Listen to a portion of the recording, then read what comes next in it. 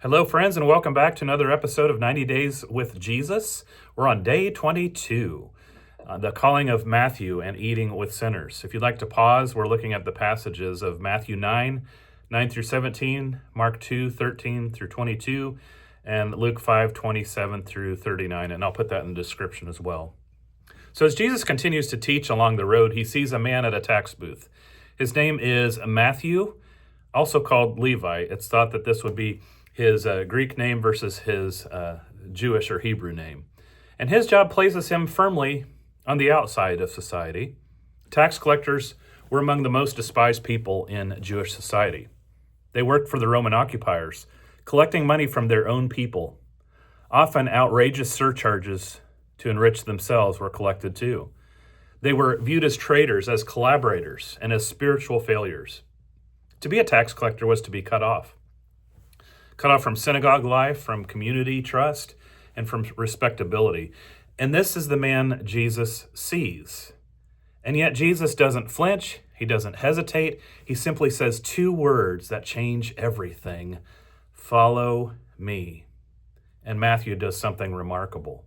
He gets up and leaves everything, the booth, the income, the security, and he follows Jesus. Luke tells us he left everything behind. Matthew quite literally counts the cost and decides that the call of Jesus is worth more than a lucrative career. But the story doesn't stop there. Matthew throws a great banquet at his house, and Jesus comes as an honored guest. Around the table sit tax collectors and other sinners, people with reputations, people with stories, people respectable religious leaders worked hard to avoid. And the Pharisees notice. They ask the disciples, "Why does your teacher eat with tax collectors and sinners?" In their world, holiness was maintained by separation. You protected your righteousness by avoiding the wrong people. And Jesus answers with clarity and compassion, "It is not the healthy who need a doctor, but the sick. I have not come to call the righteous, but sinners." Grace doesn't wait for people to clean themselves up, friends. Grace moves towards those who know their need. Jesus doesn't excuse sin, but he refuses to distance himself from sinners. He enters their spaces, he sits at their tables, he shares meals, stories, and life. And on that note, friends, I would invite you to share this video, to subscribe, click the bell for notifications, like and comment, all that good YouTube stuff that helps to promote the channel. But also it's a great way to just share Jesus with others and invite them into maybe an exploration of 90 Days with Jesus. And I really appreciate it. So at this point, after he's sharing meals and stories and life at their tables, Jesus adds another image to the story.